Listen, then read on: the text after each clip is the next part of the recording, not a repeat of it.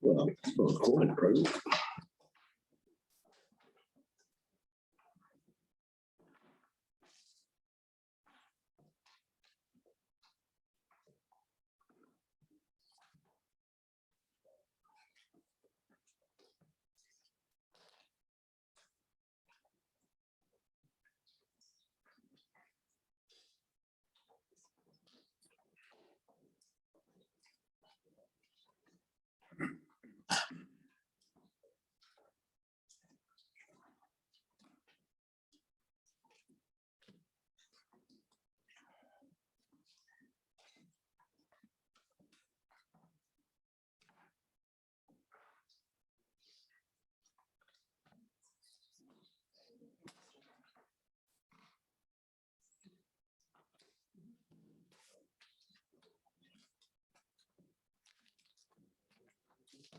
Right. Yeah. Yeah,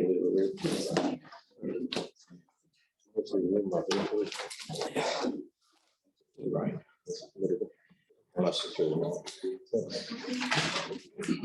Real humid. Okay.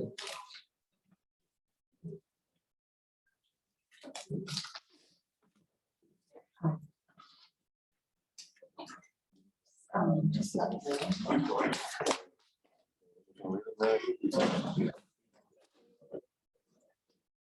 Okay, good morning, everybody. Before we start the meeting, I'd like to just call for a moment's silence in recognition of the passing of Mike Osborne, a gentleman in our community that was certainly made his mark in more than ways than one, and always had some good discussion. So if we just take a few minutes, thank you.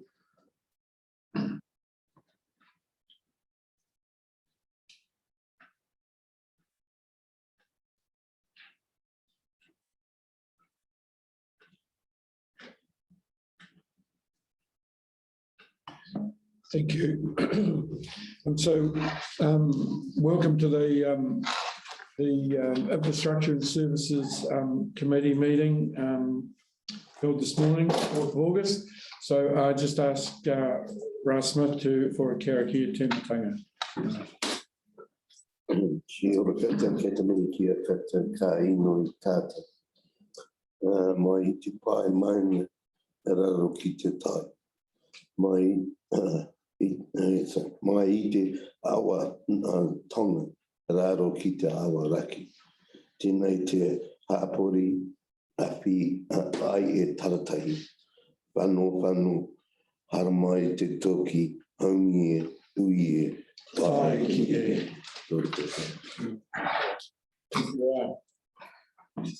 Call for apologies. Apologies from Russell, Councillor Russell Keys. Any further apologies? Thank you. Can somebody move and second the apologies? Thank you, Rob. Thanks, Dale. All those in favour? Aye. Thank you. Has anybody got any conflicts of interest to declare on today's meeting or agenda? No conflicts. That's good. We'll move on to public forum. There's nobody in the public forum today to speak to us. We'll move on to confirmation of the minutes. Confirmation, you've all got a copy of the minutes in front of you for the meeting held Wednesday, 2nd of June. We'll just have a quick look through them. Has anybody got any notes or alterations, additions, or anything that they want to discuss on any of the minutes?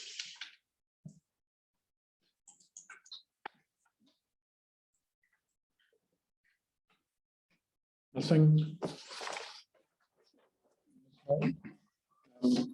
So if this is the case, I will move that be a true and accurate record of the meeting. Can I have a seconder, please? Thank you, Greg. All those in favour? Aye. Thank you. Carried.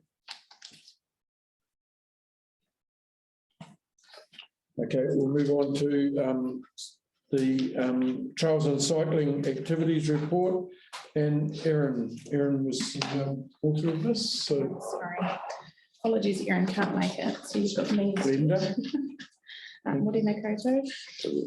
I'll take the report as read, but I just wanted to highlight around the 5 towns trails. We've been working with TRC, some changes around what the next steps look like. So this will be going to YTAG on Thursday to be agreed.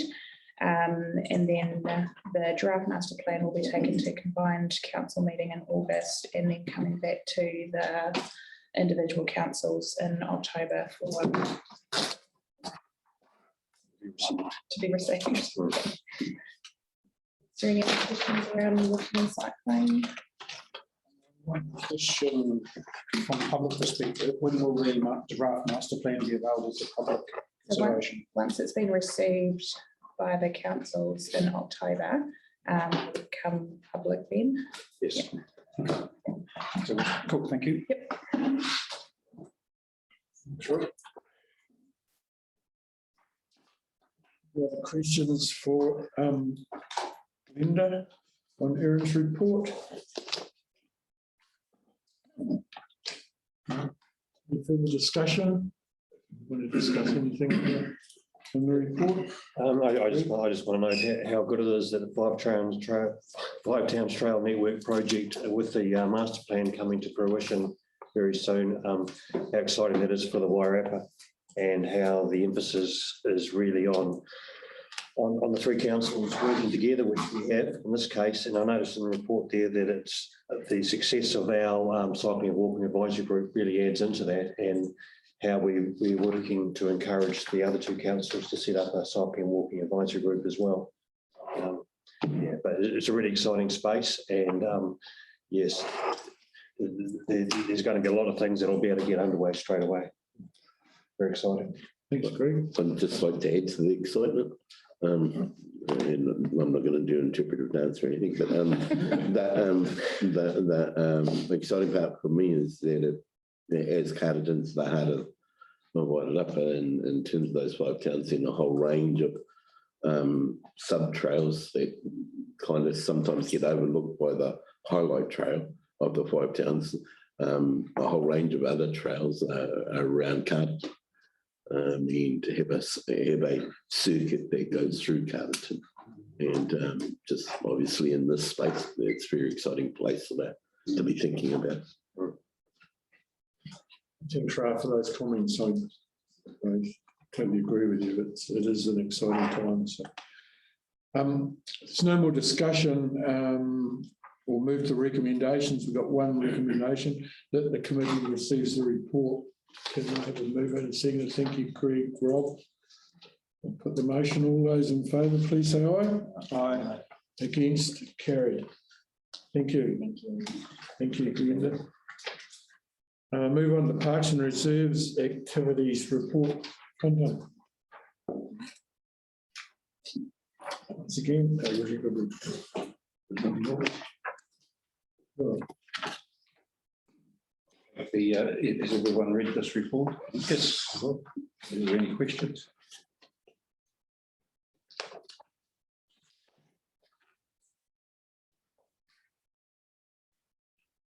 I've got a comment to make, but not a question, please. I was approached by a resident who lives in Ashmore Park on Monday, and she commented on how awesome the little strip of reserve behind Ashmore Park, how good that's looking, and having seen the guys in there, she particularly noted all the mulching that's gone in there, makes it just really tidy. So I'll pass on to her. Thanks. Thank you. I'll pass it on to the Queen. Thank you. Just on behalf of the Lions Club. Oh, sorry. No, carry on. Okay. I can do it. Just be on behalf of the Lions Club. Letting you know that the Lions Club have benefited from the cleaning up of the oak trees along the rail boundaries. We have been the recipients of, I'm not dead sure, but 10 or 12 truckloads of logs that we have cut and split or in the process of for the senior citizens next year's firewood. So there's a mountain of wood down Morton Road that we're yet to finish splitting, and it'll be there. So we have benefit, and it's really good because they've delivered it to us. As you can see in the report there, we've managed to benefit immensely from the Mulch. windfall there as well. Yeah. And that's what we're getting around all the reserves and mulching up what we can when we can. And last year, the last financial year, I spent $15,000 on mulch at the cemetery alone. So that's a real windfall for us, getting access to that resource. It's been brilliant. Good. Good. Right. I like some others celebrating Mike Osborne's life at the clock tower. And just wanted to acknowledge his thinking there, and most probably a team of people as well, in terms of having the lights there, and just kind of an interesting place to gather too. And so while there's other places to gather in parks, and I just wanted to comment on the plan, is that kind of space about coming together. And while that celebration of Mike's life was appropriate for him in terms of being in the clock tower and it being colourful, just thinking about other opportunities, perhaps at the clock tower, to think about celebrating different things, as Mike has done. So that then starts to become a little more important than kind of the clock tower or the and then all of the plans that you've got here are important too, in terms of, that's a space that people can actually come to and think a little bit more about, do other things that might be appropriate at the time. So thank you very much.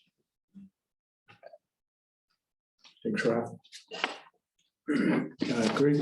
Yeah, I just want to highlight the work that Keep Carterton Beautiful Group does. They make a huge contribution, and obviously keeps the costs down to our ratepayers as well. But this time of year, it's not particularly nice to be out there, and also you see the Parks and Reserve staff out there in this weather. So it's certainly appreciated from my point of view, and I'm sure the other elected members, but also feedback from the community is like that as well. So yeah, and just to highlight Keep Carterton Beautiful, because they're just consistent, and every year after year they just do those jobs that just take so much time. Yeah. Thanks, Greg. I'll just reiterate too, once again, the Lions Club are ready to help with the planting and the landscaping around the bottom of the clock tower as soon as that's ready. It was brought up again at the meeting the other night, so it's a team ready to help, as you probably know, Clint. Excellent, thank you. Thank you. Any other discussion or questions for Clint or anybody on the Parks and Reserves report? If there's not, we've got one recommendation which I'll move to now, that we receive the report. So can somebody move? Thanks, Steve, and seconded Rob, that we receive the report. All those in favour, please say aye. Aye. Against? Carried. Thank you. Thank you, Clinton. So we'll move on to the Assets Management and Spatial Services report. Tony's the author of, and Pritchard's the author of this. So Tony, it's up to you. Good morning, everybody. A couple of things I'm a wee bit behind on in my work, which is the review of the asset management plans and the infrastructure and strategy plan. And the other thing is I said I was going to do a renewal of the program for mains in town, which I haven't quite got to yet. So those two things, but the rest is quite self-explanatory. The Road Street job has hung on for a bit longer than it should have, and we had delays that were outside of our scope. of control. But we're near the end. I think. I'm sure. I don't know if there's anything else in there. Okay.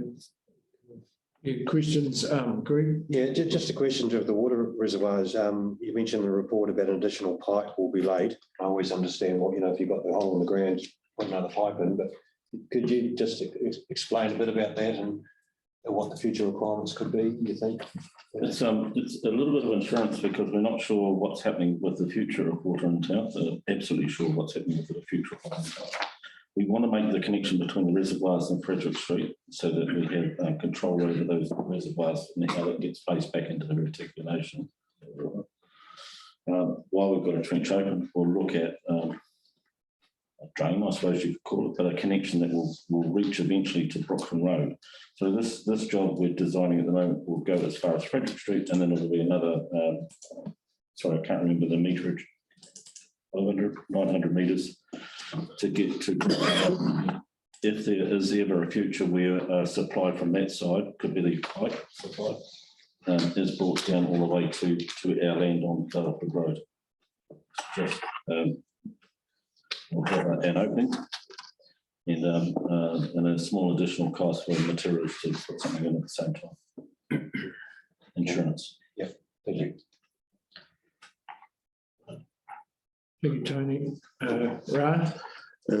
Just in number 7, the regulatory functions. It seems like a very busy time. Is that correct? Or? Yes, it is. Yeah. So the town planner was saying the other day that this by about June we'd already had the same quantity of work as last year. Wow. So we're very fortunate. The team is led by Dave and Solitaire. And like I say in there, one of the things that I think is an advantage for Carterton is we talk to people before they make an application. And I was talking to Brian this morning and said that there's lots of interest in CBD.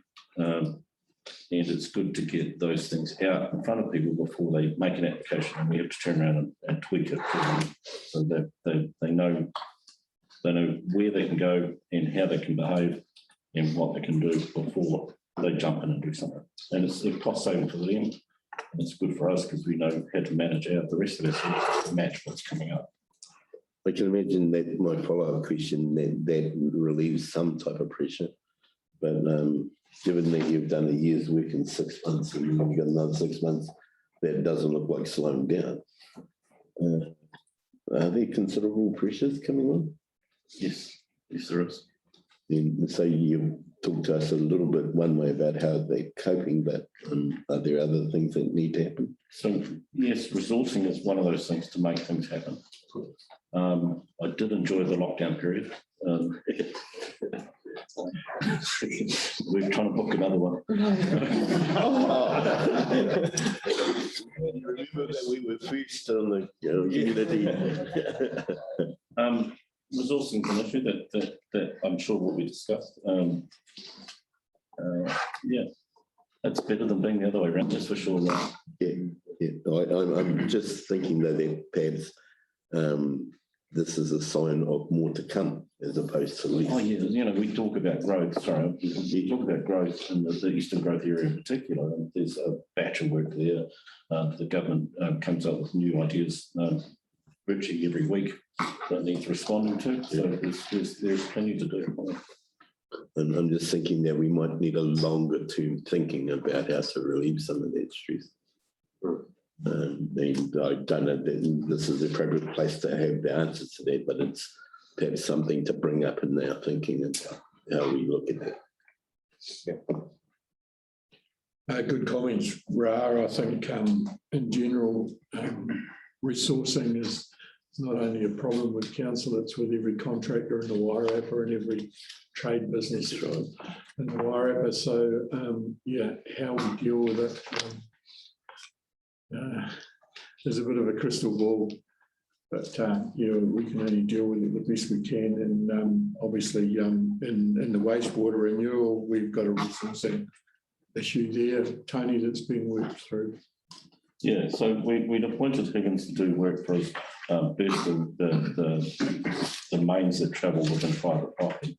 We've got 4 sections of main that we've talked about previously here, where they are old, fragile, not very resilient earthenware pipes, and so and 2 or 3 of them, of course, there's issues in the past, some quite bad, and that's on the program of works to do, and it's been on the program for 3 years, I would say. And so Higgins started that work, and they've completed the section of it, which is really good. Very pleased to see that. But the resourcing, they have a limited pool of resourcing, so they've been working on the Road Street job. When they finish the Road Street job, they'll come back to that other job. So we're very lucky to have Matt as a project officer, and he's been, like I say, been conversing with the residents in those areas where we're planning to do the bursting. So everybody's aware of what's coming. And we'll break some eggs, but you usually do as soon as you put a shovel in the ground. So, yeah. Thanks, Tony. Just got one question, Tony, for you. The new reservoirs that are going in Darfield Road, there is talk about pressure feeding back into Frederick Street water main from them. If we do that, that could constitute another treatment plant at the new reservoirs. I'm just I'm thinking of doubling up the costs. Yeah, our thoughts have been with the design was that we'll have 2 stages of delivery from the reservoirs back to Frederick Street.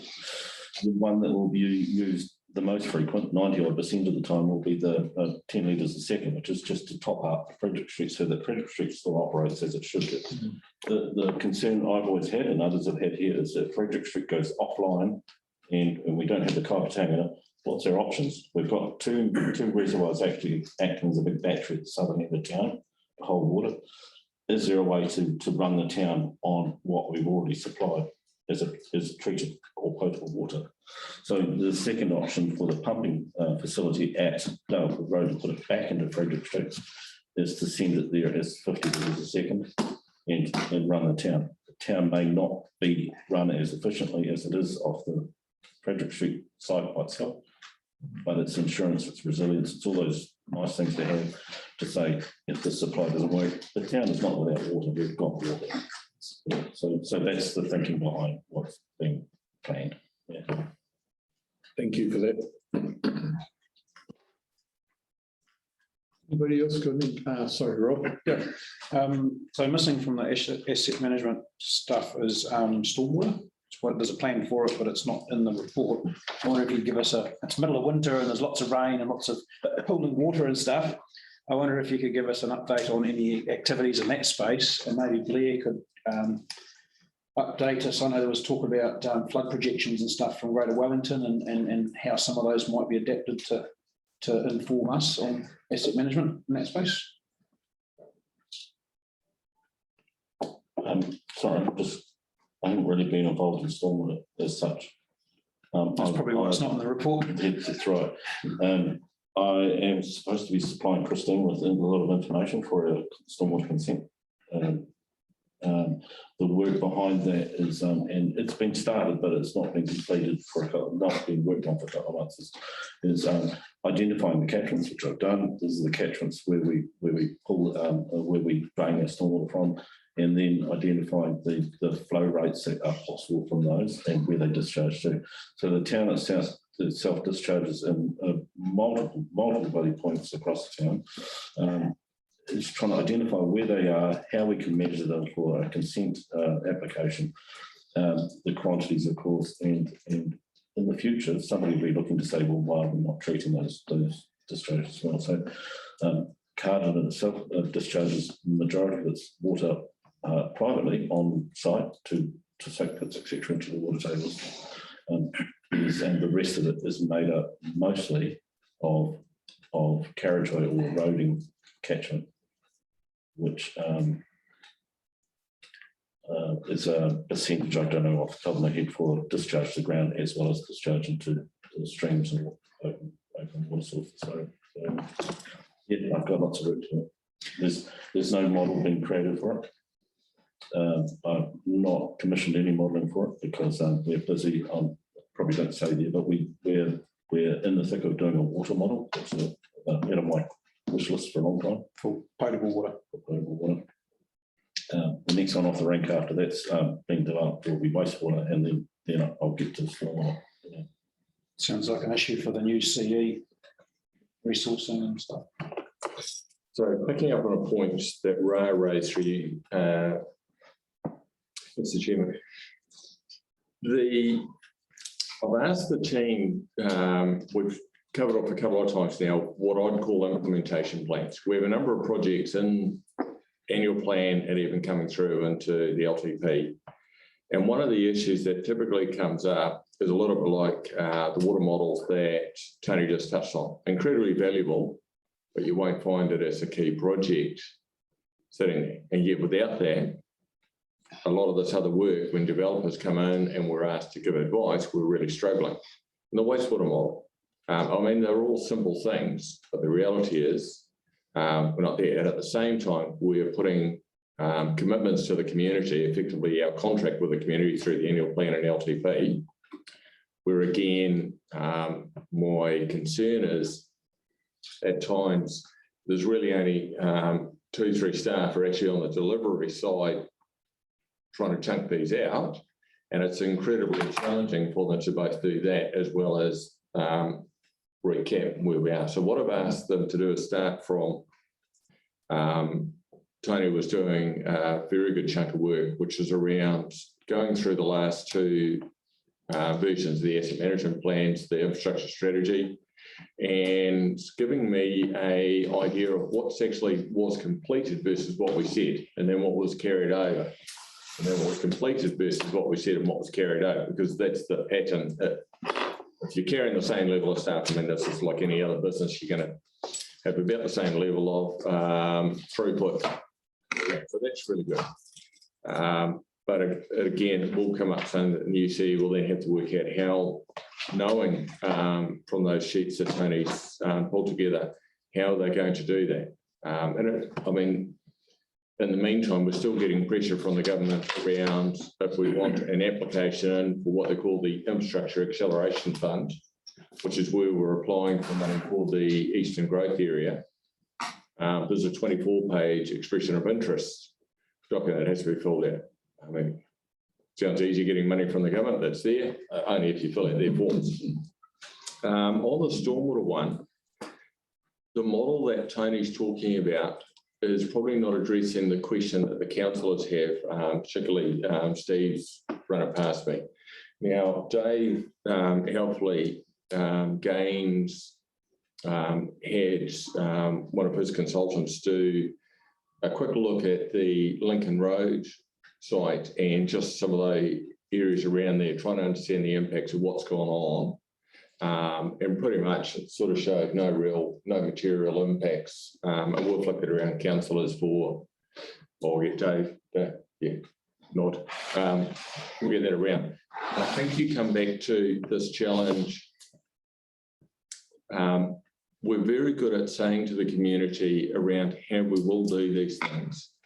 And the staff are very committed in terms of delivering on those, but you simply do not have sufficient feet or fingers to get those things through at the level of consultation that the community would like to see. So where we do it well and we engage, be it through Elisa and others across the team, the downside is that actually makes it a little bit longer to deliver, and the expectations are that much higher again, because but if we just crack on and chunk it out, but then people don't have a chance to influence, then while we may have delivered it, there's not a lot of buy-in.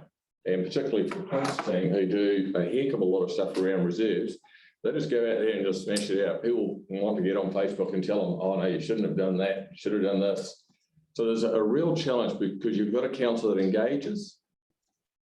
I think you have to be probably a little bit clearer with the community that the resourcing issue that you are facing, that is a common theme that is coming out. I mean, it's audit and risk that will decide whether or not to engage, say, Frank, for doing a review on the procurement, how we've gone through that. But I think that'll come straight back into the delivery type plans that I've been talking about, which I call implementation plans. Yeah. Does that sort of yeah. Mr. Chair, thanks, cool. Yeah, well explained. Blair, there's obviously a resourcing issue there that we've got to try and work through. We'll take that on board. Wouldn't mind just adding to that a little, because sometimes the community want a report back on that's similar to, for example, stormwater, to what a city with limited ways of dealing with stormwater. And they might want that kind of understanding and saying, you know, how is this affecting our water quality, etc., and of concrete drains, etc. But when you're using swales as a part of you, then it's not the same kind of exactness about what kind of minerals are being soaked up and all of those different things. And so then the reporting back in terms of stormwater has a different section. And so just from the iwi's point of view, we asked about the roading that's going in soon, and asked about where's the water runoff. And then in terms of running that water off into swales, that was really a comforting thing to know. And so if we were talking about stormwater and the number of ways that we're collecting stormwater, then, you know, that's something that needs to be appreciated as well. And perhaps rather than the hard numbers that you might get in concrete build-up areas where you can start to say this is the stormwater part, in a rural area that has an opportunity to take that on, that's a different reporting. And so just thinking that in terms of answering that question, then it's not going to be the same as some of the answers that you might get in saying, like for the example, the three waters and the stormwater approaches being taken care of by this because of them, but they come from a different place. And to be frank, I prefer what we've got here. And so rather than collecting all the stormwater into a certain area, you're soaking it up in soils and a whole range of other different things. So I just thought that might be a report to stormwater. Thanks, Ray. Very good. Any more questions for Tony or discussion on his report? Thanks, Tony. We only got one recommendation, and the recommendation is we receive the report. Rob, thank you. And Steve. Put the motion. All those in favour? Aye. Against? Carried. Thank you, Tony. So the next on the agenda is the Three Waters project update, and the author of this, Dave. Dave. I don't know if you recall back in November 2020, when it seems like some ways seems like a lifetime ago, and sometimes seems like yesterday. We were granted a $1.84 million COVID recovery for infrastructure, so-called shovel-ready projects, which we scrambled around to get. You've heard a couple about the additional potable water supply down in Dalefield. That's a large chunk of it, but we've had DIA, or through their administrators, through the CIP, Crown Infrastructure Partners, had a few please explain from that point, because we haven't actually spent a lot of money. In fact, we've spent overall at the moment. However, they're pretty confident now that we've got everything in place in terms of the tanks. That's going to be over $1 million, but we have our capital expenditure program that would take up for the pipe work and the additional work around there. That'll be done by December. We have contractors in place and signed for the Dalefield signed. So Downers are going to be the constructors for that. And part of the tender, they were told very clearly that it has to be completed by March 2022, which is our cutoff for our infrastructure. Although I think we'll be all right. There are extenuating circumstances that you can apply for an extension on that, but I'd like to have it all done. So between the Dalefield Road and the potable water tanks, we're at 1.5 million out of the 1.8. We've completed the small amount in terms of the upgrade monitoring for the three waters, and the engineering lifelines. Richard Mould has been appointed for the three different councils across the Wairarapa, so that's already another one that's been spent. And the Frederick Street treatment plant upgrade, I think, has pretty much just been ordered. So all of the, I think so, we've just ordered 235,000 out of the 285,000, and it's a very easy spend to get the rest of it. It goes quickly. So we're right on track for spending and having completed by March 2022. So although we've had a few Please Explains, they're fairly comfortable now, and I'm very confident that we will have it all completed and spent by March 2022. Thank you, Dave. So it's just a question on the tanks and everything in regards to the potable water storage. Is it definitely included that the foundation and the pipe that's going to be taking the water to Frederick Street is all included in that million? No, that's an addition. So the million was the grant allocation from DIA, 1.84. With our CapEx, additional CapEx, I think we've got what was already allocated in through annual plan. Was 1.4 in total, give us a 1.4 in total. Okay. So the tanks are around 900, I think. They're approximately 900,000, which will take a large chunk, and then there's the pipe work, the pumping, and all the associated bits and pieces with that, and we have the 1.4 total to be able to take to that. But just to clear out that DIA money, we've got $1 million. It's going to be, we'll be able to account for that. Thanks, Steve. Yeah, that was one of my questions too, Dave. There was some additional geo work done on ground conditions and the foundation construction. So that's in that CapEx money. So that's all in that. So that is all in that 900 and something. Oh, the foundation. Yeah. So the foundation, the geotech, the tanks, tank supply, delivery, construction is all in the 9. Exactly, the number is around 9 something, 960 something like that. Thank you. Greg, oh sorry, Ryan. Thank you.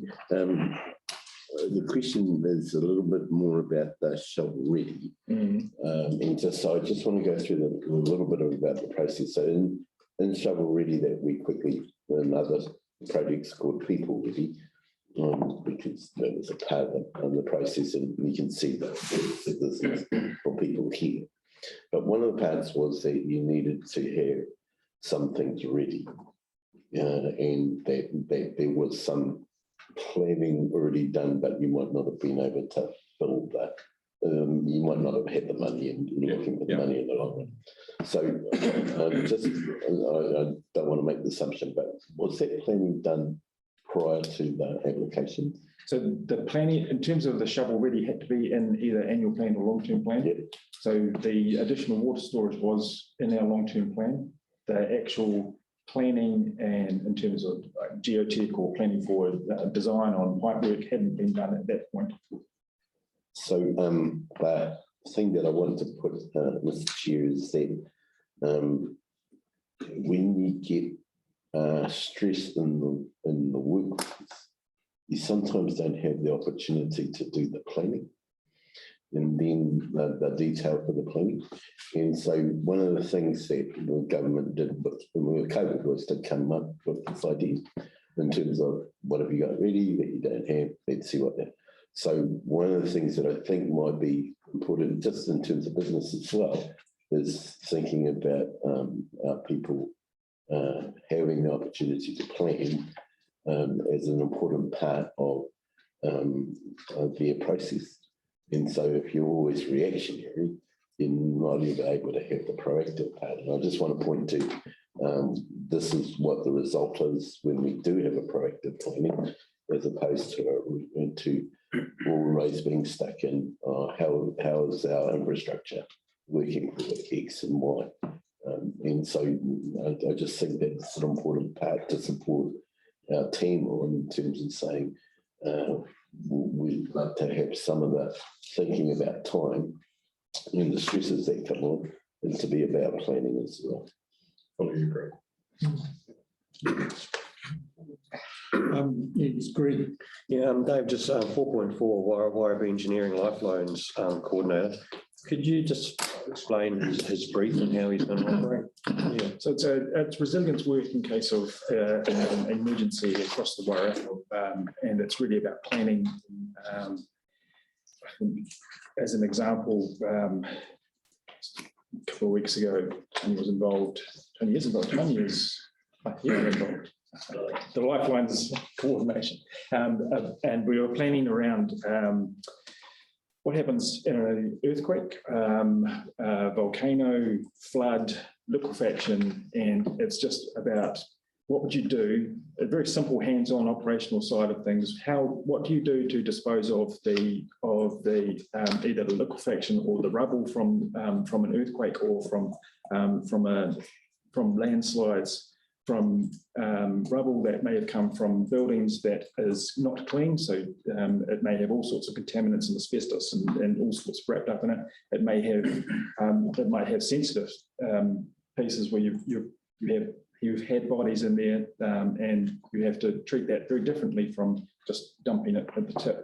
You have the places like New World or any will have freezers that have dropped out, and you'll have a large amount of contaminated material that needs to be dumped, and you start doing the numbers and you start adding up what a small landslide would take from both north and south to clear, and we're talking hundreds of thousands of cubic meters of material. So where do we put that? So we need to be able to plan and think about where you place that rubble, what you do with contaminated work.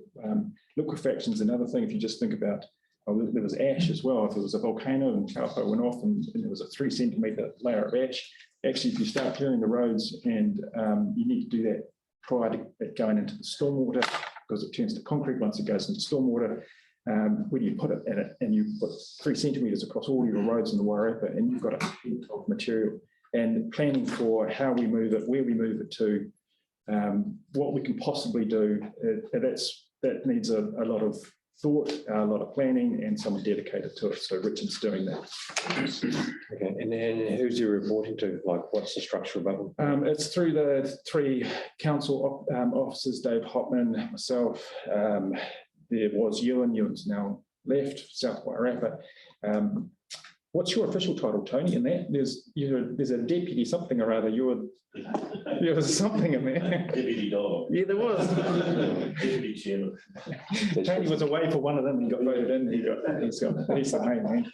Just in case somebody shoots the sheriff. So it's the operational planning. Okay, thank you.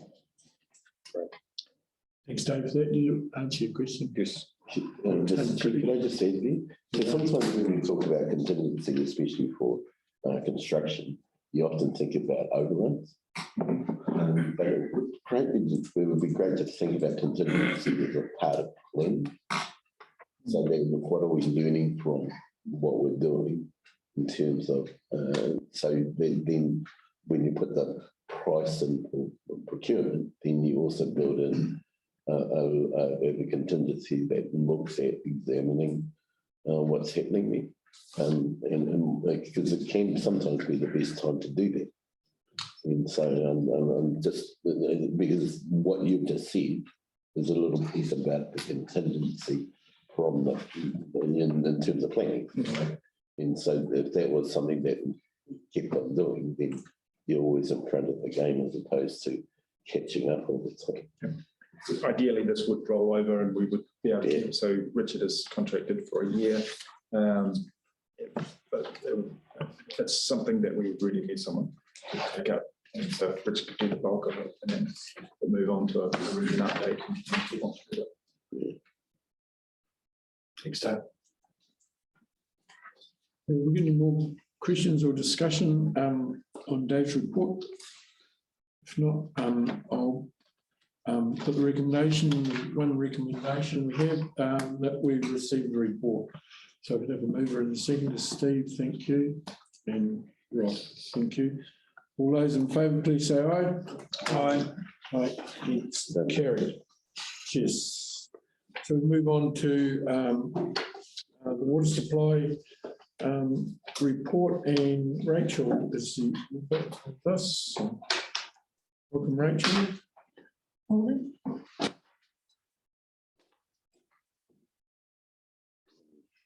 Morning, everyone. Morning. I'll take the report as read. A question for Rachel. Steve. Rachel, just on it's mentioned, I think, in the previous report from Dave about the new UV and so forth, and you've mentioned the UV. Is that the same units? Like this isn't an updated UV from the previous new UV that we were getting? That's the same. It's the same one? Yes. Sorry for the confusion. Just a question. Yep. Just do you have a best guess of the lifespan of those wooden tanks? So I'm curious if the miners are starting to go and The liners will need to be replaced within the next 2 years. The timber tanks at a rough guess 5-6 years.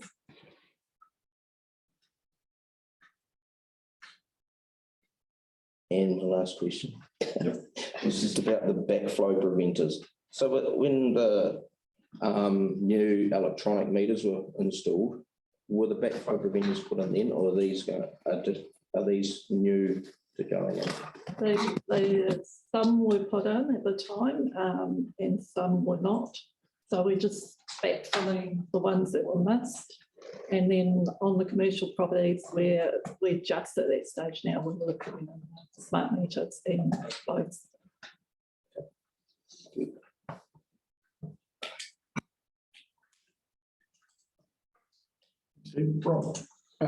Regarding the meter upgrades, at previous meetings, it's been mentioned that there were some of the old meters were found to be faulty when they were replaced. Do you have any idea of what proportion of the old meters were underperforming or not performing to spec? No, but I couldn't find that. Okay, yeah, just anecdotally from social media, there's a lot of people who are finding that their consumption hasn't changed, but their reported use has gone up, suggesting that the old meters might have been under reading. They will significantly under read. Yeah, it was just an old mechanical style. Yeah. Low flows, or predominantly low flows, a mechanical meter will typically underread, so they're calibrated at a certain flow.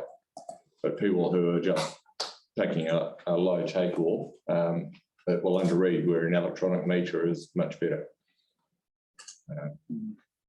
Okay. A lot of those mechanical meters were 15+ years old now, so they're at the end of their lifespan anyway. Being a mechanical, being a little mechanical impeller sitting in them, they do wear, and as Leah says, I can vouch they do underread. So what's the principle of operation of the new ones? Is it like a little Hall effect type sensor or something? Not sure. Okay, so they've basically got a little paddle on the top of them that picks up an electrical pulse, basically in millivolts. It's a lot more accurate. Okay.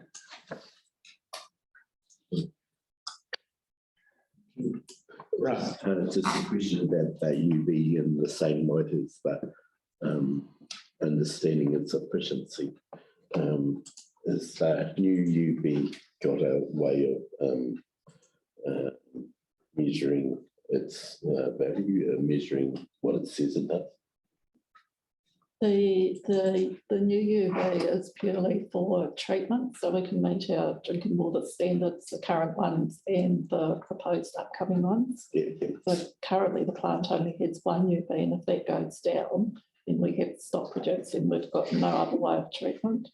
Oh, yeah, I accept that UV is a acceptable treatment. All I'm thinking is UV is required to have sort of two measures. One is what they call transmissivity. In other words, if the water is clear, you'll get a certain percentage. Obviously, if the percent UVT drops, you've got a problem. In other words, the light should be shining through, and it measures that. The other is the power of the UV, which is measured in generally joules or joules with a serious number of zeros after. And that effectively is the quality of the sterilisation. So the two are measured, and that's part of the SCADA upgrade as well, that then picks up that. I understand. Thank you. Just to add to that, I've had a little bit to do with UV over the years too, and as Claire says, it's measured in megajoules, and the new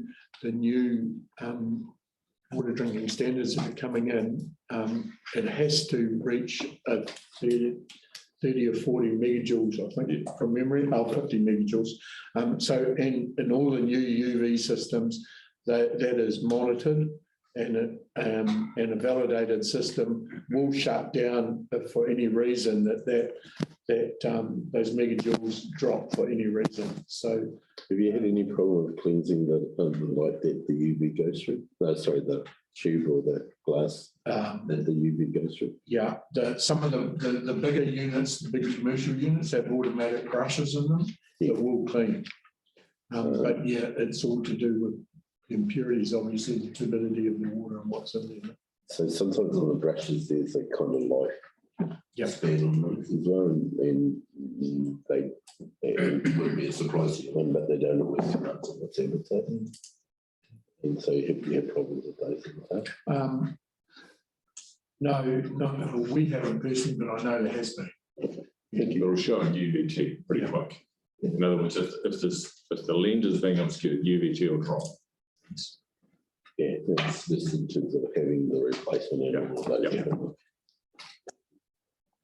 Any UV system does require regular maintenance and monitoring. It seems to be one of the drawbacks in terms of yes, sir. Yeah.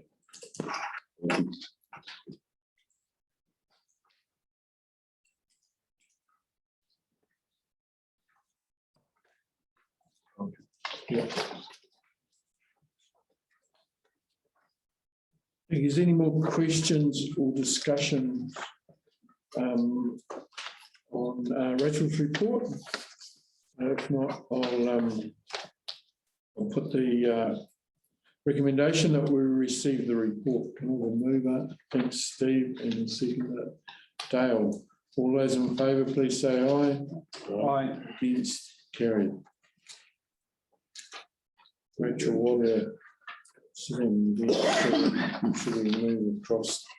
Just missed wastewater at the stage, and you're sitting here and go across to the wastewater and solid waste activities report, which is 6.7 on the agenda. Rachel? Yes. Any questions or discussions for Rachel on her report there? What are we thinking, or what are the options for prevention in future, like the cost of potentially 200 grand to mitigate the issues that came from that unknown influent and the disposal into P1? Just putting these in here, is that going to mitigate that happening again? Putting them in the ponds will make the ponds a lot healthier. Yeah. So the aeration that we have at the moment is very old technology and not adequate. It's a very small dispersion field of oxygen, whereas these new ones have quite a large dispersion field. How do we prevent or minimise the risk of the influent? We're looking at putting a bypass in. So if the guys notice that there's something coming through that smells different, they can then bypass that into a separate area, and then we'll drip feed that into pond once it's treated. Is there any way that trucks bringing in to dispose of at our site have to meet a standard or have them pre-tested or anything like that to make sure that there's no influence in them? We don't at the present, but it's certainly something we can look into. Yeah, I mean, because it still relies on somebody noticing, Yes. you know, a smell or whatever. It's not, it's still not reliant on science. It's reliant on observation, in which, you know, potentially there's a $200,000 cost as a result of that particular exercise. Okay, in future it's going to improve the aeration and things like that of the pool, of the ponds. But I just wonder if we need to be making sure that we've got that lid closed in terms of the original exacerbator. So one of the causes for this instance is because the ponds weren't in good condition to begin with, so they couldn't fight. Couldn't deal with it. Yeah. If the original inflow of whatever it was wasn't from a truck, it's from our wastewater plant circulation system. So suspect and I think that someone lifted up one of the many lids that we have around in the pump stations and tipped something up. And tipped it in. Yeah. Very hard to to weight it down. So yes, we can screen truckloads. That's a nice easy one because it's contained and you get a separate tank, and look into the tank and test it, treat it, and then put it into ponds. But something coming in through our reticulation system is a tricky question to answer. If I could just, shift the discussion slightly. The headline number is 250,000, but it's actually, technically that's how much coin's gone out, but it's not a true reflection. So operating is split over 2 financial years, what we did a bit of last year and what we've got a bit of this year. So Kelly did the numbers, and then we've got the capital for the aerators, Empower, and all the connections. The work that I've asked the team to do, Rachel's touched on. The ponds, you could politely say, were terminal. They would only take a little something out of the ordinary to go upside down. Now, that's not an overnight thing. It takes a long time to get them there. But if they were a patient, you would say, "Hey, serious, we need to get you on a gym membership. We need to get you on some weight loss drugs. We really need to start dealing with this because, mate, you're going to have a heart attack."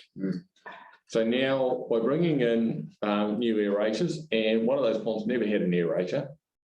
So you need oxygen in the ponds. That's why I sent around that little diagram. You need good ponds are very shallow and also very large footprint because UV sunlight is absolutely great for them.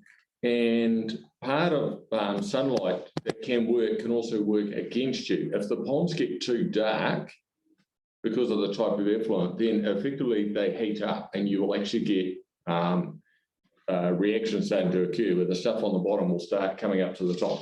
They start going a little bit pear-shaped very quickly. So the work that Rachel's doing is trying to balance the ponds a bit more. The work with ParkLink is get the bacteria in the ponds working right.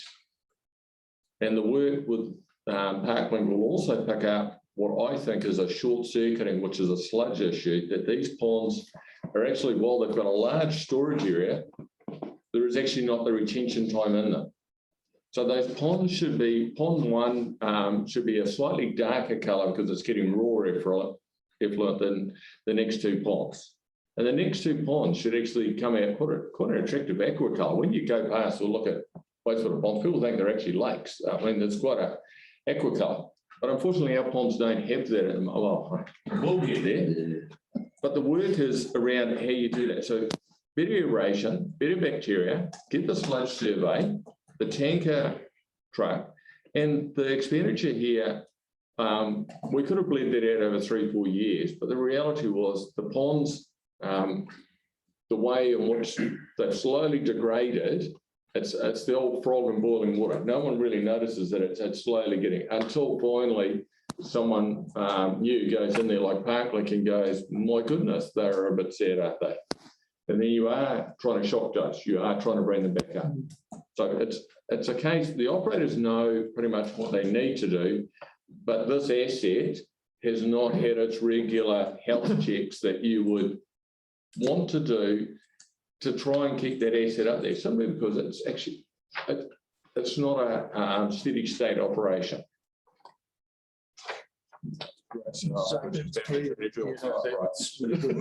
Yeah, no, Sorry, Matt.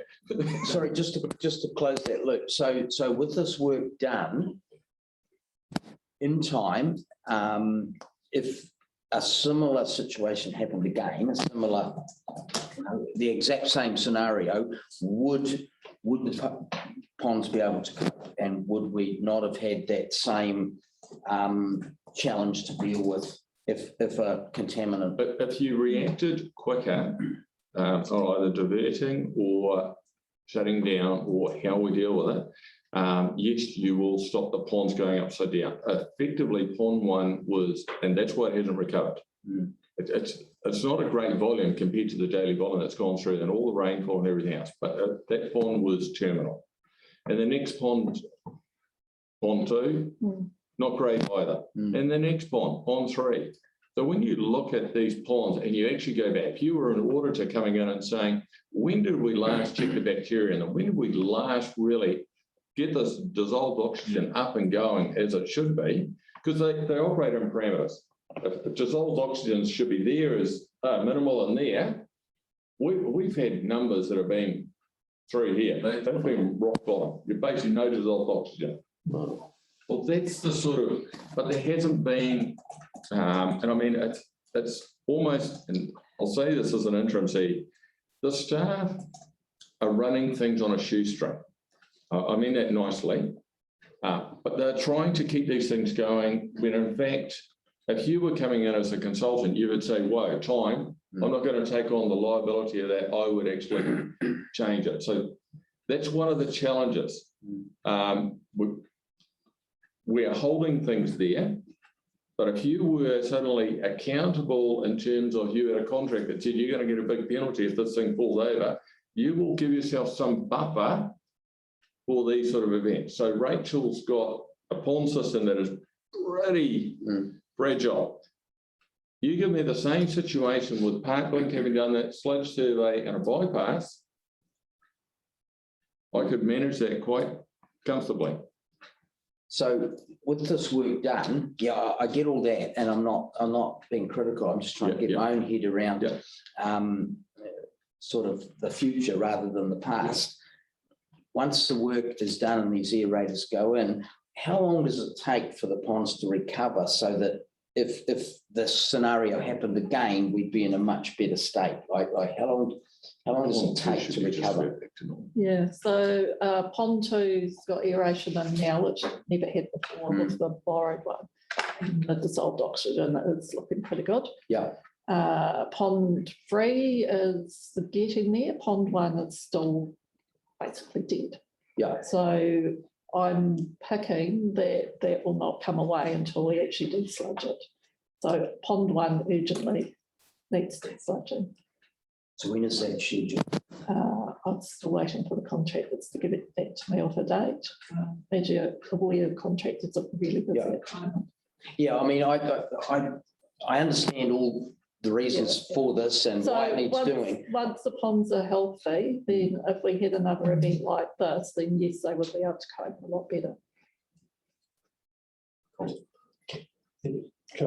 Just a question. So from the community's point of view, if something like this was to happen, there'll be a trigger straight away that would be identified that this is happening, and got planned to go into action to work, to remedy it or best deal with it. Yeah, I mean, that's kind of the point with all this development and building and activity in the CBD and demolition and all of that. There's the potential for contaminants of any type to end up in our system. And I guess that's, what people will want to be reassured by is that the work, they won't need the detail of what we're doing. They just need to know that if something happened again, would we be in a better shape to cope and respond to what could well happen again anytime.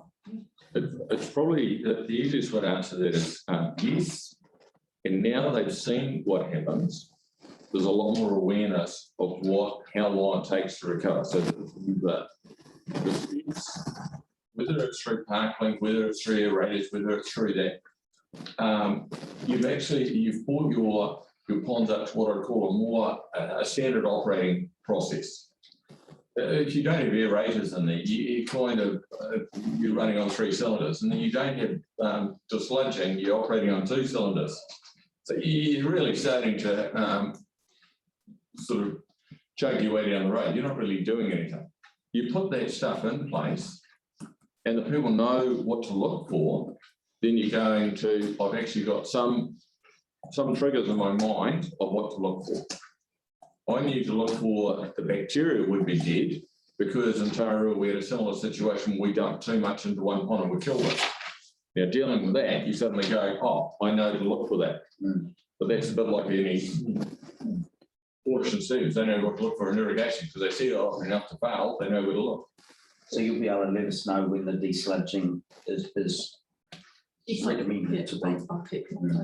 So one of the other measures that we have put into place is regular monitoring of the biological activity in the ponds. So we are now doing that weekly, so we're assessing the health of the ponds, whether they're going up or down, and we will continue with that. So that's a really good measure to keep an eye on exactly what's happening. Yeah, I'm just wondering whether as a result of all this, whether there's some sort of comms that could go out without getting into the detail around and without throwing ourselves under the bus, but a good news story that actually explains to people that we're on a road to continuous improvement and what people can expect to see if this type of thing was to happen again. Yeah. Cool. Just like to have a comment there. I don't want to undermine what everyone's been through, but I think we've dodged a bigger bullet. The opportunity for real problems could have been a lot bigger than we've been facing. And so that's by comparison. It's like thinking about it's not telling anyone what we're going through. It's just the state that you're describing. It's just like, could be hugely worse. Rob, comment. One of the earlier meetings, it was mentioned the possibility of baffles. I know Greytown have baffles in their wastewater treatment ponds. Is that still consideration for us, or are our ponds not in the right shape? No, you can still put baffles. It'll be something I'll discuss with Dave and Rachel, but parkling, when the bacteria comes up and the sludge survey goes, the sludge survey will actually help plot. In other words, if you drain the ponds, the sludge survey effectively gives you the same, what's the profile of the sludge inside? Level, or has it cut a channel through between an inlet and outlet? So if there's a channel cut through between inlet and outlet, then baffles are going to be needed, because otherwise it's a waste of time having that volume. We're not getting a retention time in the ponds. But what you're saying is that if it's already taking a circuitous route, baffles are not needed. Correct. Okay. Hence the sludge survey. Cool. Thank you. So I just had a question about any discharge or anything. It has, just with the wet weather and everything that we've had in the ponds and so forth, has there been any extra discharge into the Mangatiri because of what's going on with the ponds? We've had very high inflows, as you can imagine, with the weather. That's kind of helped with the dilution, but not helped with our trying to get the ponds back to good health. The actual increase of flows on the outfall, I would have to check. Thank you. Thank you. Has anybody else got any further discussion, questions for Rachel? If not, I will put the recommendation, one recommendation that we receive the report. Mover and a seconder, please. Greg and Rob. Thank you. All those in favour, please say aye. Aye. Against? Carried. Thanks. So we'll go back to report item 6.6 on the agenda, wastewater treatment plant upgrade, and Matt is the project manager. Thanks for Matt. So I just wanted to say that any improvement at the wastewater treatment plant end will be really beneficial to the deferred storage ponds that we're currently building now. So go Rachel, because we really need that. I should be sitting here telling you that it's actually a completed ponds, to be honest. I really should. But still chewing on my hat.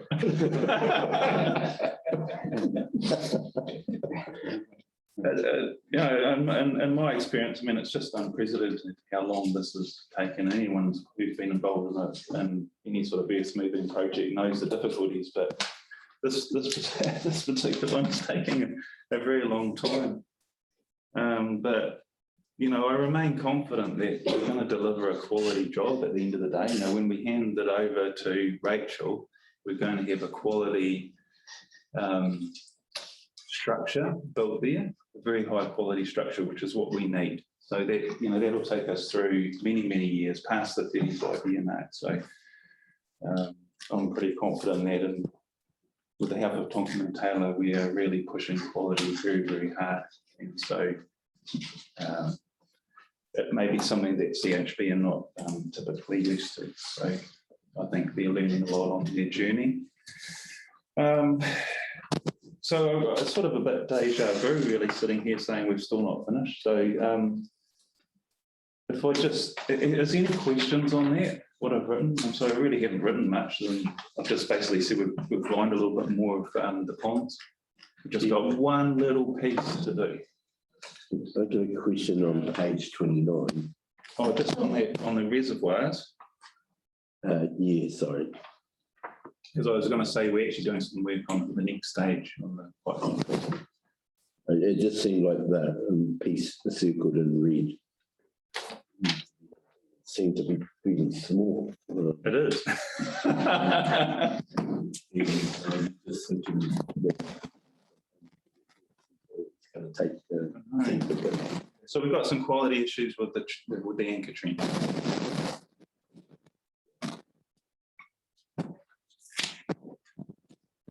So we've got grass growing, we've got, yes, we do have some quality issues that we will working through at the moment. But what I can say is on stage 3, Aldish and Stevens have been on site every day and getting some work done. So we've got all the main pipe work connected up now, all the valves are installed, the actuators are on, automated turning on and off devices, automation. They've installed the pump station shed, so that'll be with all the controls. So I see the guys were down there again yesterday. There's a lot of work to be installed inside, a lot of electrical stuff to be installed inside there to control the pump station. There's a picture of the valve chamber there. And the actuators that I'm talking about are the sort of the grey unit on top of the valves, which are horrendously expensive, but so you see the valves are with the blue sections between the silver sections of the stainless steel, but above those are the control units. So that's where a bulk of the cost of that valve is sitting. So they will be automated, so the operators can do all sorts of fancy things with those.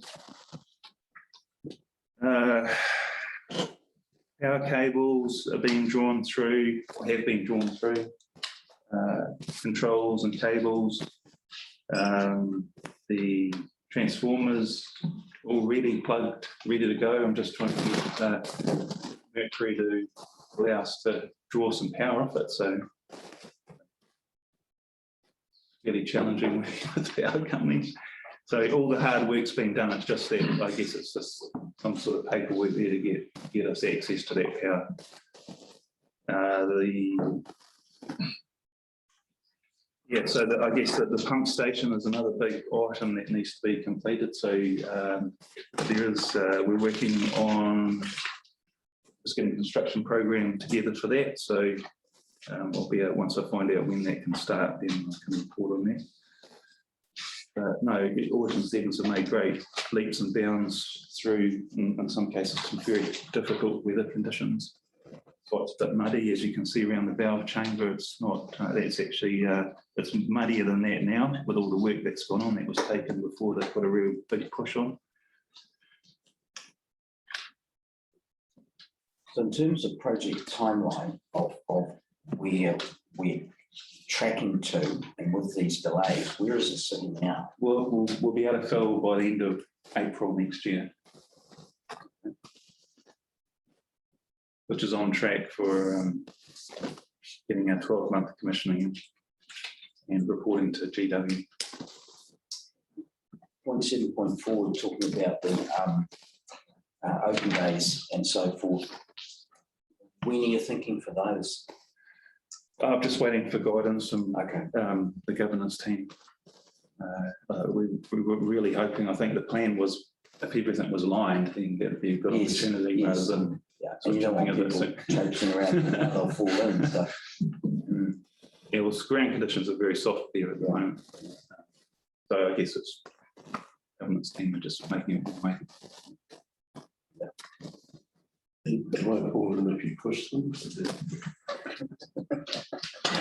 Leaders so they can get back out again. That's approved evidence. Thank you. Matt, is there any more questions or discussion for Matt? A really good report, Matt, and yes, there is progress going on, but it could be. Yeah, I mean, is there anything else you'd like to see in this report? Otherwise, I'm going to, I kind of feel like I'm running out of things to say about the ponds, actually. I seem to be repeating myself. It's a slow process, but it's obviously we're getting there and we've got timelines that we can still meet. So that's good. So thanks, Matt. So if there's no more questions or discussion, I'll put Matt's report recommendation, which is we received the report. I'll move that we received the report. Can I second it, please? Rob, thank you. All those in favour, please say aye. Aye. Against? Carry. Okay, item 6.8 on the agenda is the event centre and facilities report written by Dave. Dave's not here. Oh, sorry, yes. Sorry, I didn't see you. So Dave, welcome. So has anybody got any, if you want a discussion report? Dave? It's pretty brief, so just an holding pattern with a few things.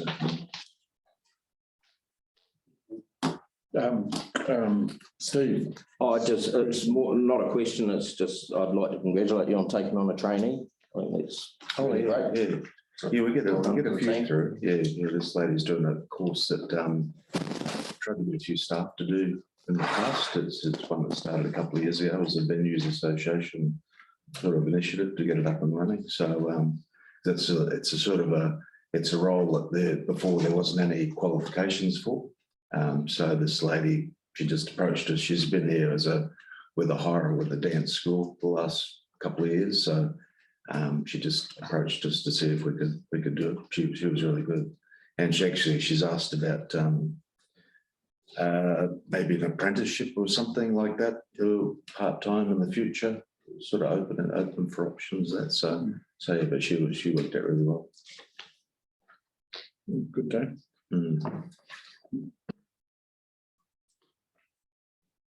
I got a question. Right.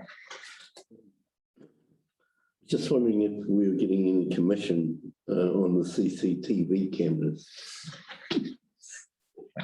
Your own TV show. Well, no, it's just that right here we have the capacity, and it's been extended to South Wairarapa, and it seems like they're kind of halting things. That came out of the blue. It was just we weren't connected to the police station. That was the plan all along. And then the lady at the police station mentioned about South Wairarapa being included, and I just said, well, and apparently the unit that we had, the PC hub technician said it wouldn't carry enough traffic for both. So I just said, well, we'll stop it there. We won't do anything we'll get a price on what it cost for it to do it. That's what the police really wanted. So. But it seems like they want something for South Wairarapa because of the success that it has here. Yeah, I think they talked about putting cameras in the parks down there. They've had some issues in the parks at the Waihinga Centre. That's what I've been told. Yeah. So, but I think the local business community pay for the cameras down there. Yeah, so it's a bit different here. So there was no one had.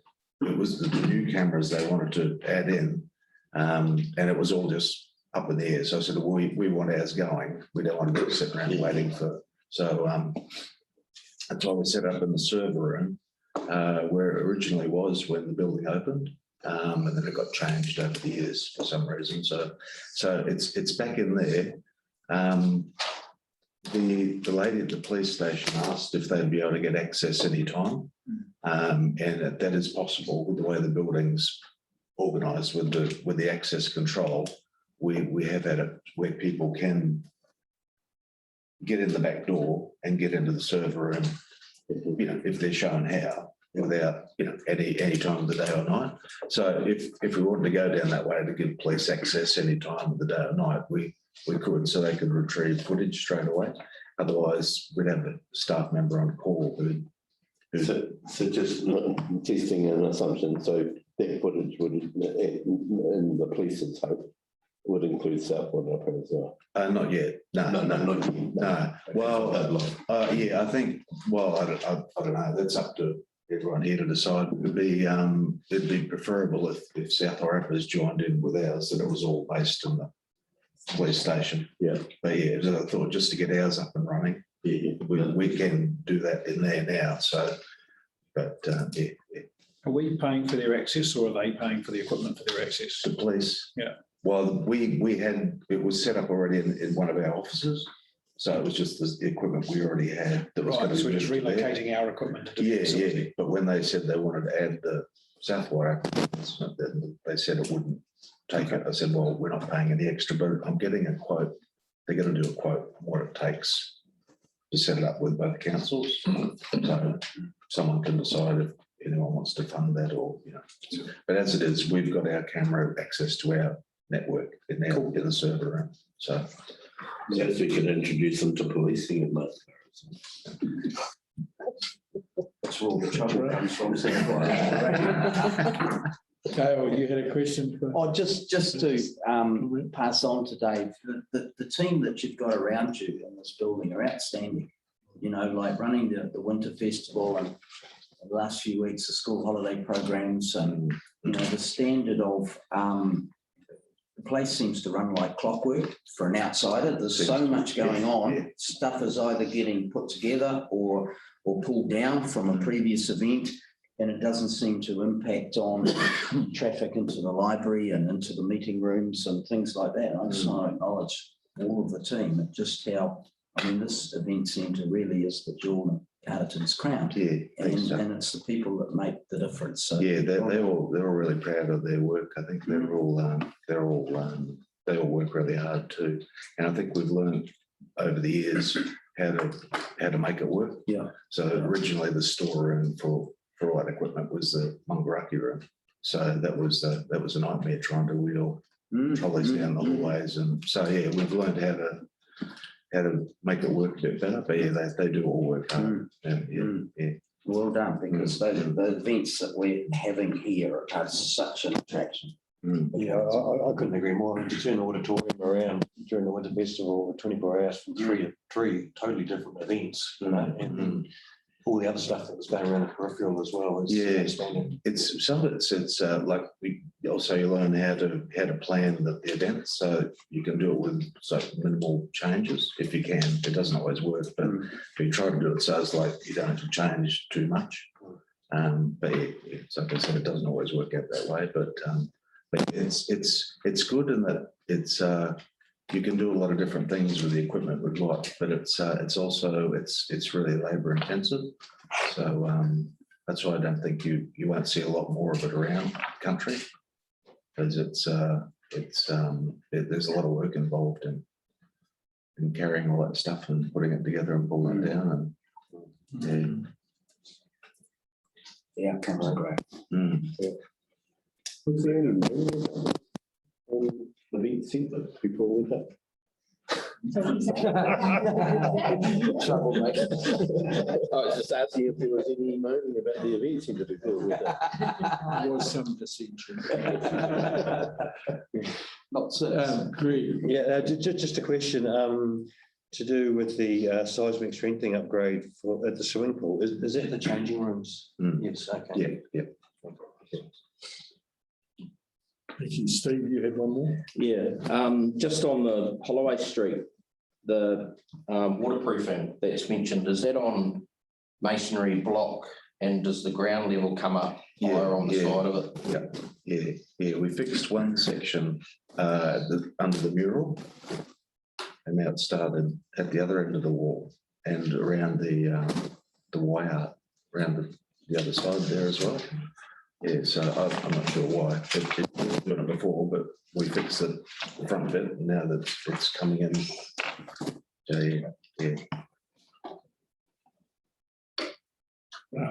Yeah, just an observation about all of the reports really is that, and really applies to the report that we're looking at, is that sometimes in trying to condense our reports and make them pragmatic about what's the next things that we're doing and reporting about some projects that we're looking at. I don't know that, and it's a bit of the New Zealand character is that we don't say like the sweet the kumara is. And so we're not, so I think that your reports, Craig David just said, I think it undervalues actually what's been happening here, especially the last month. And that it would be a real shame in order to read smaller papers that we're cutting that material out. And that actually I'm willing to read longer papers to have that material in. Because sometimes the reports might be an extra grind for our critics, as opposed to an opportunity to show really how we're performing and the job that's been done. Just in terms of the last report in the bid sector, it couldn't be any clearer that I think we should be having some other things in our reports that highlight some of those things as well. And I know that groups don't usually like to crow this infrastructure report. I think those are some of the things that we should be delivering. Yeah, I think for mine, I think I try to keep it sort of basically to the buildings and things like that, where I leave the other parts to the marketing people for another report. You might be just reading. Sorry, in terms of all the different things on infrastructure, sometimes it just reads the social media about how things are being done. Lots of report about how things are being done. And we get some of that. That we get enough of it. Well, super. I do believe that we don't promote our positives enough in some.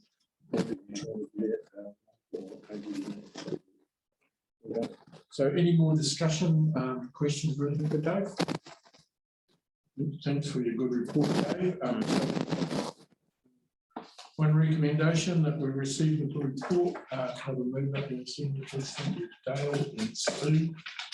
All those in favour, please say aye. Aye. Against, carried. So that is the end of all the reports and the end of the agenda. So Kara Kahi, welcome to Tunga. Wow, can we just do it? Kia ora. Kia ora koutou, mō kōrero nei. Me ino i tātou. Unuhia ki te uru tapu nui. Te wātea, kia māma, te ngākau, te tinana, te wairui, te ara tangata. Ko i rā e rongo, whakairi a ki runga. Kia tina, hui e, tai ki e. Rob, so that brings us to the close of the meeting. Thank you all for attending. Please,